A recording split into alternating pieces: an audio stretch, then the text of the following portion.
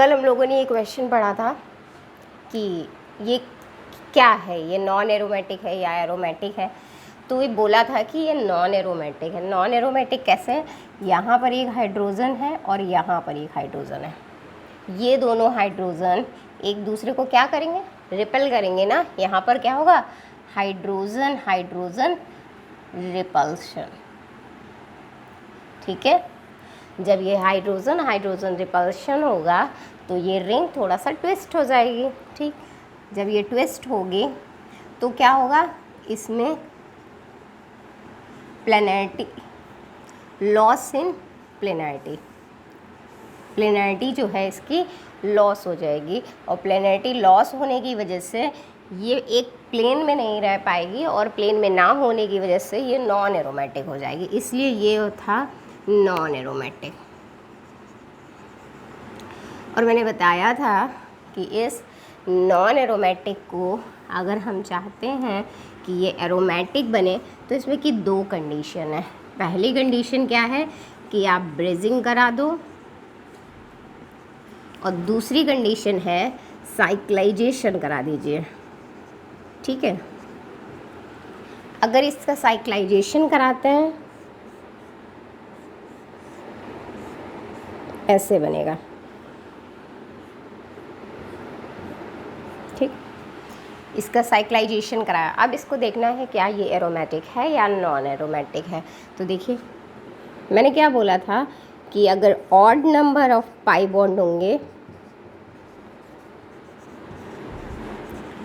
तो एरोमेटिक होगा।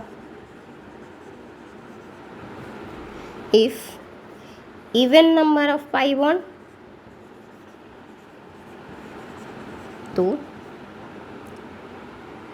तो एंटी एरोमेटिक। इसको कहीं लिख के रख लेंगे, ये काम आएगा। ठीक है, तो मैं तो वैसे इलेक्ट्रॉन काउंट करके ही बताती हूँ कि ये एरोमेटिक है या एंटी एरोमेटिक है, बट आप ऐसे भी कर सकते हो, शॉर्ट मेथड है। तो देखिए यहाँ पर 1 2 3 4 5, यहाँ पर कितने पाई बॉन्ड हैं? 5 पाई बॉन्ड हैं। 5 क्या होता है? 5 ऑड नंबर है ना। ऑड नंबर होने की वजह से ये क्या है? ऑड नंबर होने की वजह से ये है एरोमेटिक। ठीक है, तो जब इसका साइक्लाइजेशन कराया है तो ये एरोमेटिक बन गया है। और दूसरा था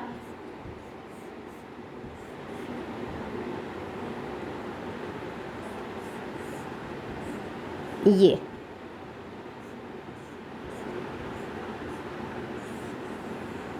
मैंने बोला था कि इसको अगर आप चाहते हो कि ये एरोमेटिक हो जाए तो आप इस पर ब्रिजिंग भी करा सकते हैं। तो जब ये ब्रिजिंग कराएंगे तो ये, अगर ये रिंग, दोनों रिंग की बात करें कि ये दोनों रिंग जैसे इस बोर्ड पर हैं, तो ये चीज़ जो है वो क्या है? बाहर की तरफ है। ठीक है, तो ये कैसा हो गया? ये हो गया एरोमेटिक कंपाउंड।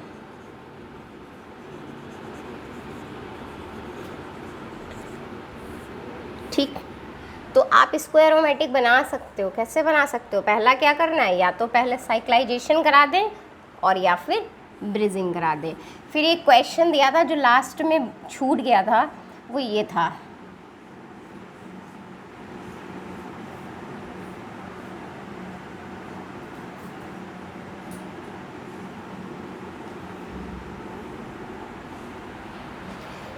क्या ये एरोमेटिक है या मना ऑक्सीजन यहाँ लिख लेते हैं।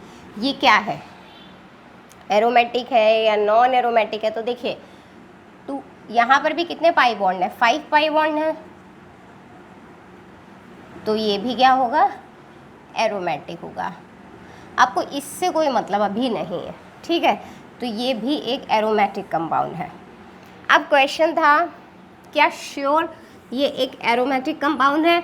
तो मैंने बोला था नहीं। अगर आपको ऑप्शन में एरोमेटिक और होमो एरोमेटिक दिया हो, इस क्वेश्चन के लिए अगर आपको एक बोल दिया हो कि ये एरोमेटिक है और दूसरा बोल दिया हो कि ये होमो एरोमेटिक है, तो you should go for homo aromatic. आप एरोमेटिक तब नहीं चूज़ करेंगे, आप होमो एरोमेटिक को क्लिक करेंगे। ओके, तो ये होमो एरोमेटिक है। क्यों? होमो एरोमेटिक के लिए ये कार्बन sp3 होना चाहिए, जो कि मैं अभी पढ़ाने जा रही हूँ। ठीक है। इतना समझ आया?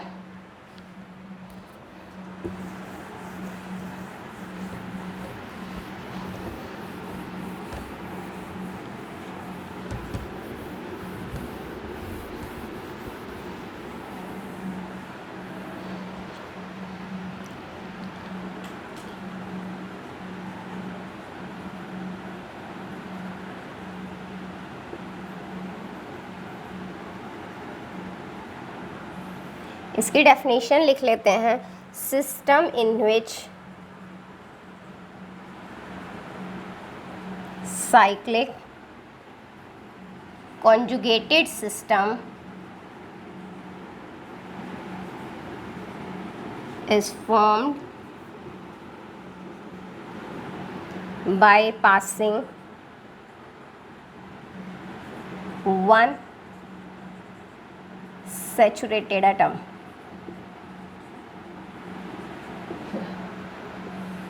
बाईपास करेंगे सैचुरेटेड एटम से। सैचुरेटेड एटम मीन्स वो कार्बन जो होगा वो होगा sp3। एग्जाम्पल देखिए,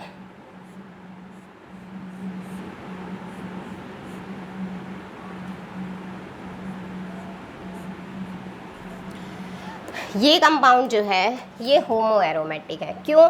क्योंकि देखिए ये वाला कार्बन कैसा है, इसमें sp3, ये ऐसे एग्जिस्ट नहीं करेगा। ये 8 कार्बन है तो देखिए ऐसे एग्जिस्ट करेगा।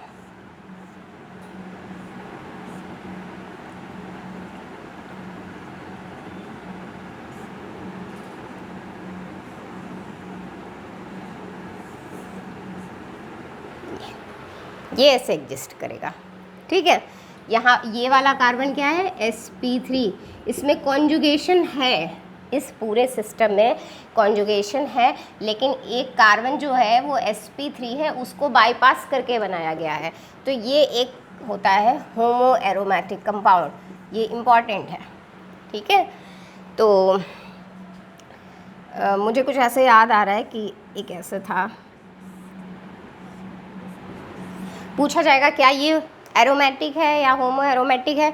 तो देखो ये वाला कार्बन देखो, ये कैसा है, प्लेनर नहीं है, ये है sp3 कार्बन।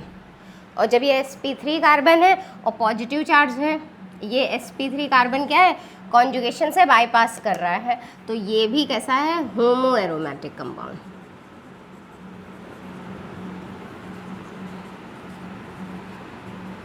देखिए positive charge, single bond, double bond, single bond, यहाँ पे क्या, कुछ भी नहीं, ये कॉन्जुगेशन में नहीं आ रहा, बल्कि क्या ये sp3 है, तो ये भी एक ये होमो एरोमेटिक कंपाउंड होगा।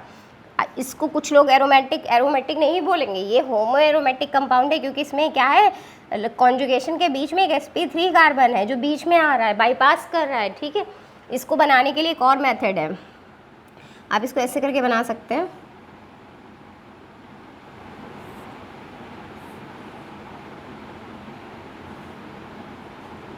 इस टाइप से बन गया ये।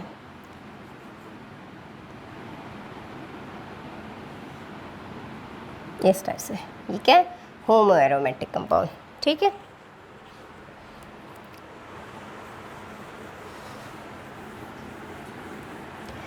तो पूछा जाए, अगर कभी क्वेश्चन में पूछा जाए कि कौन सा कंपाउंड ज़्यादा स्टेबल है, जैसे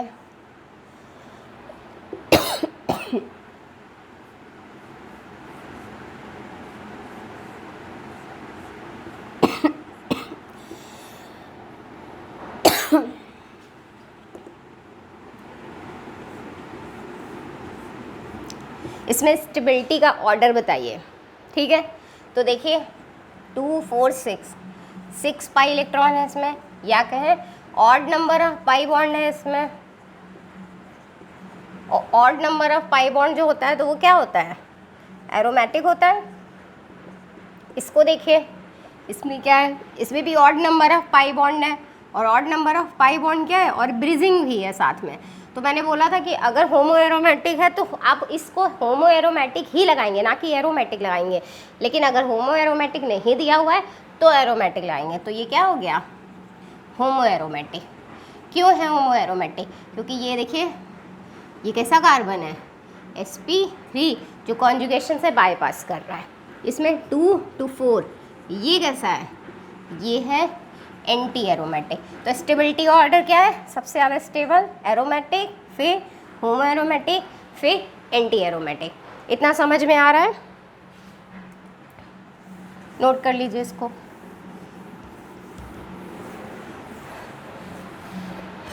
नेक्स्ट देखिए,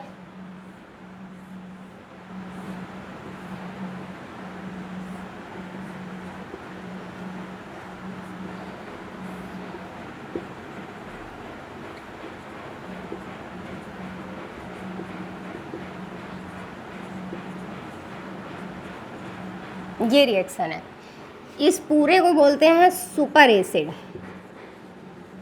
ये बहुत अच्छा एसिड होता है। जब मैं कार्बोकैटायन पढ़ाऊंगी तो आपको सुपर एसिड के बारे में अच्छे से जानकारी दूंगी, ठीक है। अभी फ़िलहाल सुपर एसिड जो होता है वो ये होता है, और ये क्या देता है, एसिड मीन्स जो H+ दे। एसिड वही होते हैं ना जो H+ देते हैं, तो ये सुपर एसिड है। सुपर एसिड मीन्स ये H+ देगा, तो H+ दे रहा है इसको। तो देखिए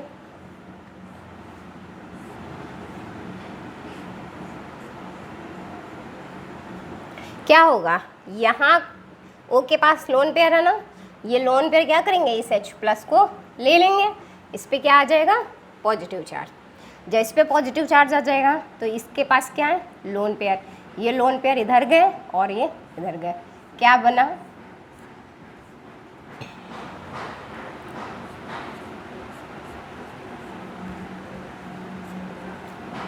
देखिए ऑक्सीजन पे 2 बॉन्ड होने चाहिए, यहाँ पर कितने बॉन्ड है, 3 बॉन्ड है ना। इन बॉन्ड होने पे इसके लिए की वजह से इस पर क्या आएगा, पॉजिटिव चार्ज। अब इस ऑक्सीजन पे पॉजिटिव चार्ज स्टेबल नहीं है, आप इसको हटाइए, ऐसे हटाएंगे, ये बन गया, ठीक है। तो ये जो सुपर एसिड है HOSO2F SbF5SO2